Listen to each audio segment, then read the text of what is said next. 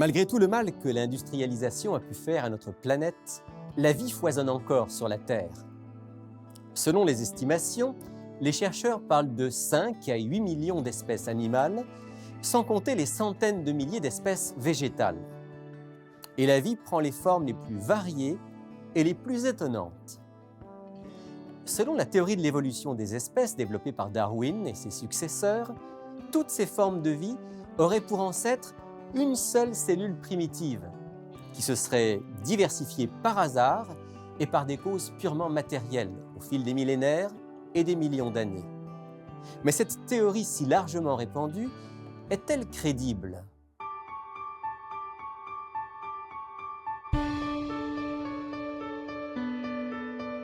Il est écrit, une émission présentée par Rémi Ballet.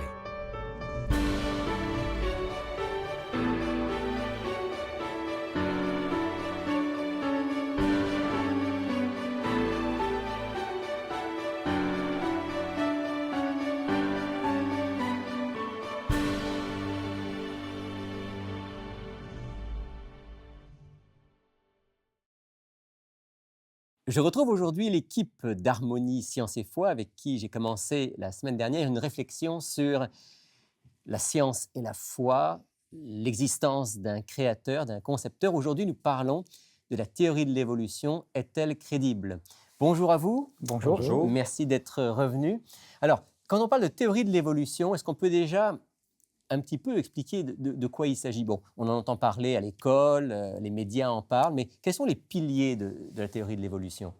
En fait, quand on parle de la théorie de l'évolution, donc la macroévolution, qu'il s'agisse de la théorie darwinienne ou de sa version plus moderne, le néo-darwinisme, l'hypothèse principale qui est présentée, c'est que des mutations génétiques se seraient produites au hasard et les favorables donc, auraient été triés par la sélection naturelle donc, pour produire les millions d'espèces qu'on connaît aujourd'hui, et cela en partant donc d'une cellule primaire, la première forme de vie qui est apparue. On serait parti d'une petite cellule, puis ensuite, ça se serait développé. Alors, les mutations, c'est ça un petit peu le point de départ, des mutations au hasard.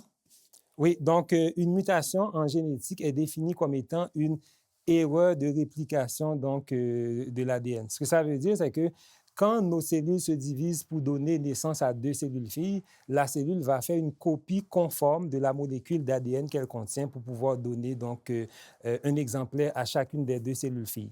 Cette copie, dans le meilleur des mondes, doit être conforme à l'original, mais il arrive, il se produit malheureusement parfois des erreurs, et ce sont ces erreurs-là qu'on va appeler des mutations génétiques. Mais alors, Jean-Robert, vous parlez de mutations comme d'erreurs. Ça ne sonne pas très positif, ça. Comment est-ce qu'on pourrait comprendre, alors que des mutations aient permis tant de transformations pour faire un monde du vivant aussi diversifié qu'aujourd'hui? En fait, les termes, vous avez entièrement raison, les principaux termes qui sont utilisés pour désigner les mutations, c'est les termes erreur, accident, anomalie, imperfection. Mais maintenant, on nous dit que il s'est produit quand même des favorables. Et ce sont ces mutations favorables-là qui auraient été triées par la sélection naturelle. Et malheureusement, si on fait une petite recherche bibliographique aujourd'hui, même sur Google, on tape mutation favorable, je ne suis pas sûr qu'on va trouver grand-chose parce que les mutations favorables ne sont pas légion, je pourrais dire. On ne les pour ne pas constate dire pas. qu'il n'y en a pas du tout.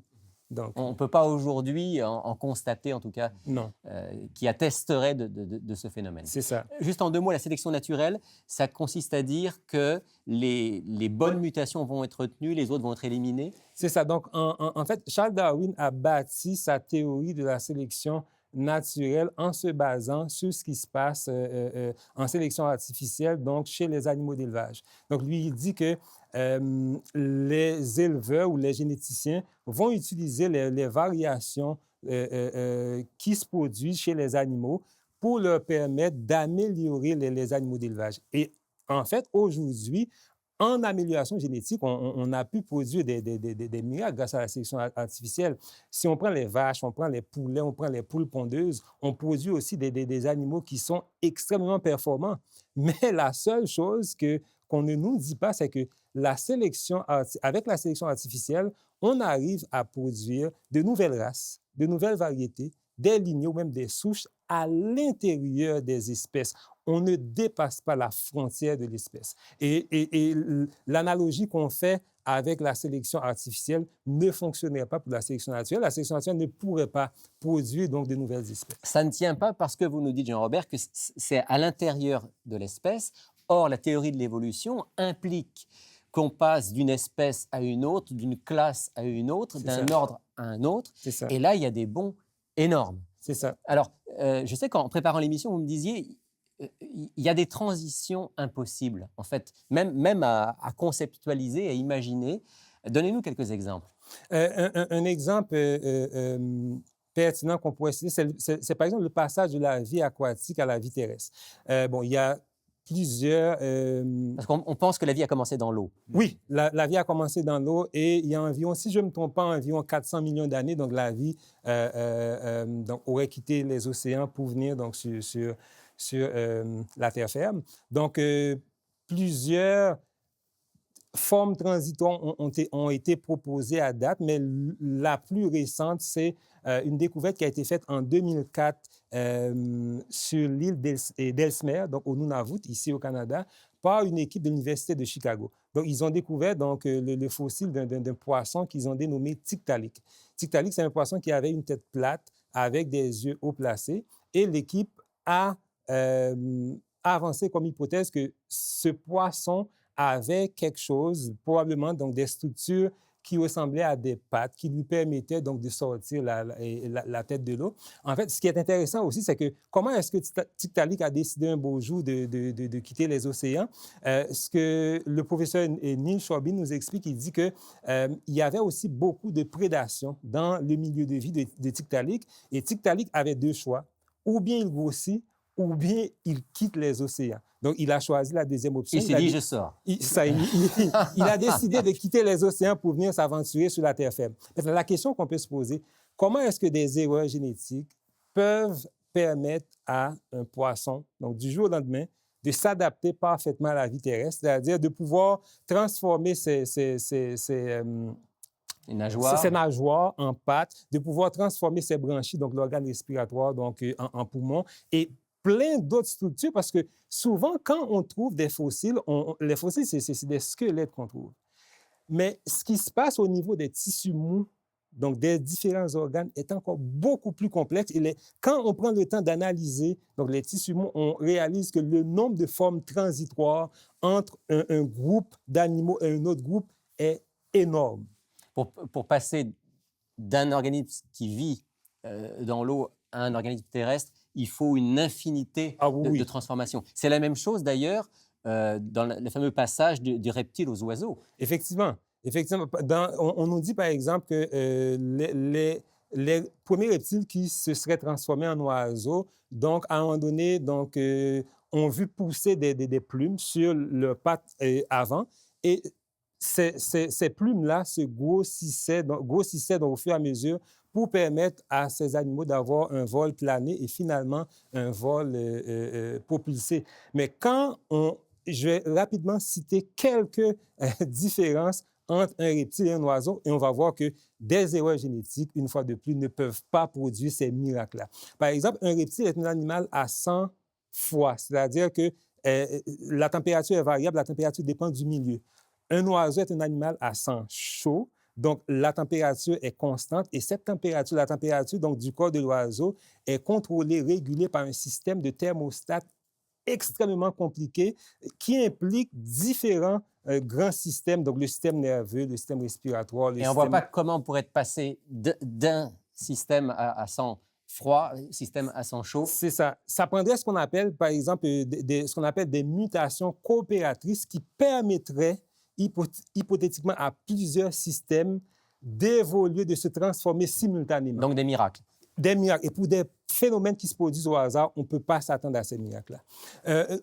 Autre point aussi qui distingue, par exemple, les oiseaux des reptiles, les oiseaux ont une anatomie qui est vraiment adaptée au vol. Ils ont un squelette qui est rigide. Ils ont aussi ce qu'on appelle des os pneumatisés, donc des os creux, ce qui allège un peu le squelette. Il y a les plumes aussi, donc on n'aura pas le temps donc, pour entrer dans les détails. Les oiseaux ont aussi... c'est le squelette fixe aussi. Ben, le squelette fixe, donc un squelette rigide, donc comme la cabine d'un avion. Système en quelque respiratoire sorte. des reptiles et des oiseaux est complètement différent. C'est complètement différent. Les oiseaux, par exemple, étant donné que le squelette est plus rigide, donc ils ont une moins bonne capacité pulmonaire que nous, par exemple. Mais par contre, les poumons vont être aidés par un ensemble de petites poches qu'on retrouve un petit peu partout sur le corps de l'animal qu'on appelle des sacs aériens. Donc, à l'inspiration, les sacs aériens vont se remplir d'air pour permettre un apport suffisant d'oxygène, donc justement pour le vol propulsé. Donc, c'est tout un ensemble de mécanismes. C'est magnifiquement bien fait, mais le passage d'un à l'autre semble complètement impossible. Exact, exact.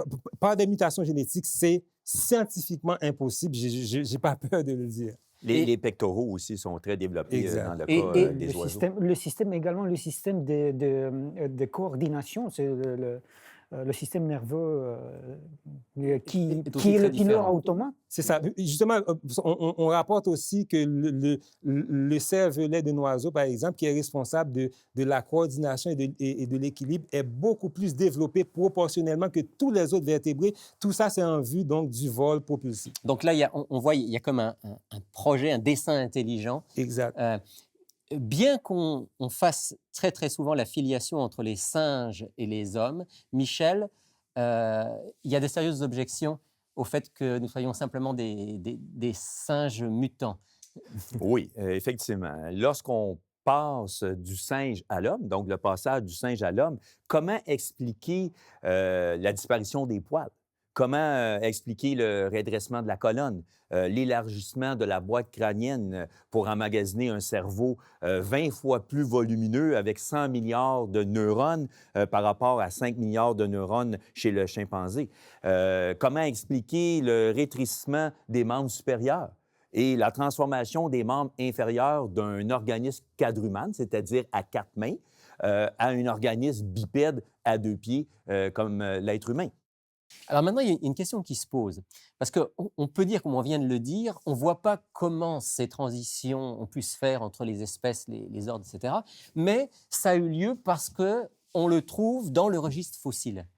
Est-ce que c'est le cas? Non. Pourquoi? On va l'expliquer.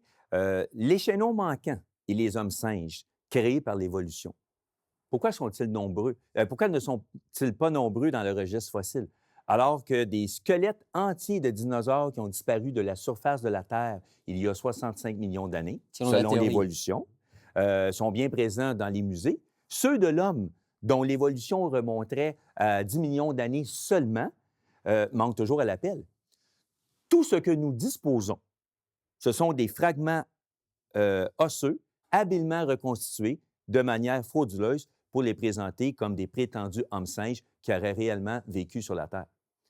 Maintenant, ça, c'est pour les fossiles humains. Oui. Et bien, les autres fossiles, est-ce que là, on aurait une infinité d'éléments transitoires? Bon. Est-ce que le registre fossile apporte des preuves de l'évolution? Les animaux nous apparaissent déjà formés sans histoire évolutionnaire.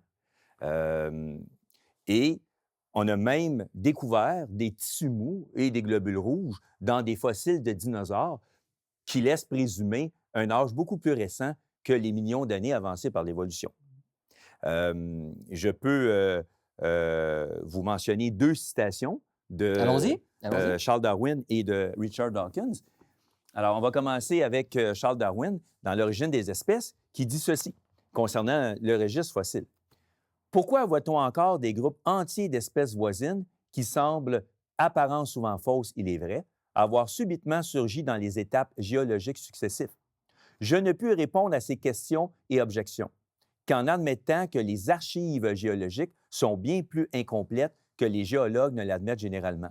Le nombre d'échantillons que renferment tous nos musées est absolument nul comparé aux innombrables générations d'espèces qui ont certainement existé. Et on se rend compte que 150 ans plus tard, c'est toujours le cas aujourd'hui. Autrement dit, la constatation de Darwin qu'on n'avait pas les chaînons manquants dans le registre fossile, 150 ans plus tard, c'est toujours la même constatation. Les chaînons manquants sont toujours manquants. Ils sont toujours manquants. Et je peux mentionner l'autre citation de Richard Dawkins, toujours concernant le registre fossile. Si nous voulons savoir à quoi ressemblaient nos ancêtres Les fossiles sont notre principal espoir et nous en trouvons plusieurs dans un état d'évolution avancée. La toute première fois qu'ils apparaissent, c'est comme s'ils étaient juste plantés là, sans histoire évolutionnaire. Inutile de dire que cette apparition soudaine apparente ravit les créationnistes. Donc, nous Richard ravit, Dawkins oui. lui-même, qui est un évolutionniste confirmé, dit que le registre fossile ne nous apporte pas la preuve de cette évolution. Merci, Michel. Daniel, une question concernant ce qu'on appelle la complexité irréductible. Ceux qui sont un petit peu en opposition avec la théorie de l'évolution ces dernières années ont beaucoup parlé de cette complexité irréductible. De quoi s'agit-il? Ben, tout d'abord, ils ont raison de parler beaucoup parce que c'est un petit pépin qui fait basculer tout l'échafaudage magnifique de la théorie de l'évolution, en guillemets. Pourquoi? Imaginez, je vais partir avec une image pour familiariser un peu le concept. Tout d'abord, prenez l'image d'un piège à souris. Donc, on parle quasiment d'un système à 5 éléments, avec le but d'attraper le petit souris. Si vous enlevez une seule composante, donc Le piège le piège ne fonctionne devient non fonctionnel. Ce que ça veut dire que les 5 éléments, ce sont les éléments critiques du système. C'est la même chose dans tous les systèmes vivants. Un chercheur au nom de Michael Behe a fait l'observation au niveau du système de propulsion des micro-organismes. Le flagelle bactérien et un sous-ensemble à peu près 40 protéines qui sont constituées pour devenir une espèce d'hélice qui va permet de se propulser. Oui, puis le moteur, c'est l'une des plus performantes qui existent. Le problème que la complexité irréductible présente, surtout dans le cas de ce système, c'est qu'on ne peut pas avoir des éléments transitoires. Donc, soit on a tous les éléments fonctionnels en place d'un coup, ou bien on a un système de propulsion non fonctionnel. Ce que ça donne dans la vraie vie, c'est une grosse chose à traîner. Donc, étant non fonctionnel, selon la théorie d'évolution, il devrait être éliminé. Donc, on se retrouve dans un cercle vicieux avec ça. Ce qui est le plus formidable de tout cela, ce n'est pas les 40 protéines qui constituent ce magnifique système de propulsion, mais la séquence de construction. C'est organisé de manière très précise. Très précise et fabuleusement géniale, parce qu'on parle d'une construction de l'intérieur qui s'en va vers l'extérieur dans une petite canal de 2 microns où on envoie les protéines qui s'enchaînent de manière précise et formidablement vite. Donc, dire que tout cela a eu assez de temps et de périodes transitoires, c'est un peu trop à dire. Et il y a derrière, clairement, il y a eu un design, il y a eu un projet, il y a eu une conception. C'est plus facile à penser de ces manières que de tout inventer. C'est plus logique. C'est plus logique. Est-ce qu'on a d'autres exemples? Je sais qu'il y en a des centaines, probablement des milliers. D'autres exemples frappants qu'on pourrait partager avec les auditeurs de ces systèmes complexes et de cette interdépendance des systèmes? Bon, par exemple, on peut prendre l'œil. L'œil humain est un organe très complexe. L'œil reçoit la lumière. La lumière est transmise par un ensemble de systèmes de milieux transparents et de lentilles pour arriver à une membrane qu'on appelle la rétine et un endroit bien précis de cette rétine. Et à cet endroit-là, on retrouve un certain nombre de cellules nerveuses qui vont transformer la lumière en quelque chose de compréhensible pour le cerveau, qui est l'influx nerveux. Et l'influx nerveux est transmis ensuite le long d'un nerf qu'on appelle le nerf optique pour se rendre jusqu'au cerveau où l'influx nerveux sera analysé et interprété. Alors, pour que l'œil soit fonctionnel, il faut que toutes ces structures soient bien coordonnées et agissant en même temps. Il suffit qu'il y ait une anomalie ou un dérèglement au niveau de la transmission de la lumière, de la réception de la lumière, de la transformation de la lumière en influx nerveux, au niveau de la transmission de l'influx nerveux ou encore au niveau de l'interprétation de l'influx nerveux, que l'œil ne soit pas fonctionnel. On enlève ou qu'on un ait des élément problèmes de et ça ne vision. fonctionne plus. Et on comprend pourquoi Darwin disait que quand il réfléchissait à sa théorie et à l'œil, et si je me souviens bien, il disait qu'il en avait la fièvre, parce que ça lui semblait presque une contradiction de sa théorie. Effectivement. Et concernant l'interdépendance des systèmes, on peut prendre aussi le cas de l'être humain, qui est l'organisme le plus complexe qu'il y a sur Terre. On peut partir d'une réaction chimique de base qu'on retrouve dans toutes les cellules de tout organisme vivant, qui est la réaction de la combustion cellulaire. Alors, pour faire la réaction de la combustion cellulaire, on a besoin d'oxygène, de nutriments pour produire de l'énergie et malheureusement des déchets qui vont être produits, comme le gaz carbonique et l'urée, qui doivent être évacués à l'extérieur du corps humain. Cette réaction de combustion cellulaire à l'intérieur de chaque cellule de notre corps ne peut se faire sans l'intervention du système circulatoire sanguin, qui doit apporter oxygène et nutriments aux cellules en vue de la combustion cellulaire. Le système circulatoire sanguin ne peut pas se faire sans l'intervention du système digestif, qui apporte les nutriments nécessaires aux cellules. Le système circulatoire sanguin ne peut se faire sans le système respiratoire, qui apporte l'oxygène à travers les poumons via le sang pour se rendre jusqu'aux cellules, et en même temps se débarrasser du gaz carbonique qui va être évacué à l'extérieur des poumons, à l'extérieur du corps. Donc, le système circulatoire sanguin ne peut se faire sans la présence du système excréteur rénal, qui doit filtrer l'urée, qui est un déchet que j'ai mentionné tantôt provenant de la combustion cellulaire, qui doit voyager dans le sang et être filtré par les reins pour se transformer en urine à l'extérieur du corps. Et le système circulatoire sanguin ne peut pas se faire sans la présence du système osseux, parce que c'est à l'intérieur de la moelle osseuse des os longs qu'on fabrique les cellules sanguines. Le système circulatoire sanguin ne peut pas se faire non plus sans la présence du système musculaire, parce que lorsque le sang part des membres inférieurs pour revenir au cœur, il doit combattre la gravité et il faut la contraction des muscles des jambes. Pression, hein. Et voilà, pour emmener le sang au cœur. Le système circulatoire sanguin ne peut pas se faire sans la présence du système nerveux, parce que c'est le système nerveux qui va permettre d'augmenter ou de diminuer le rythme cardiaque. Et on pourrait dire même que le système lymphatique où baignent toutes les cellules du corps ne peut pas se faire sans la présence du système circulatoire sanguin, parce que la lymphe doit quitter le sang pour baigner les cellules du corps dans le milieu interstitiel.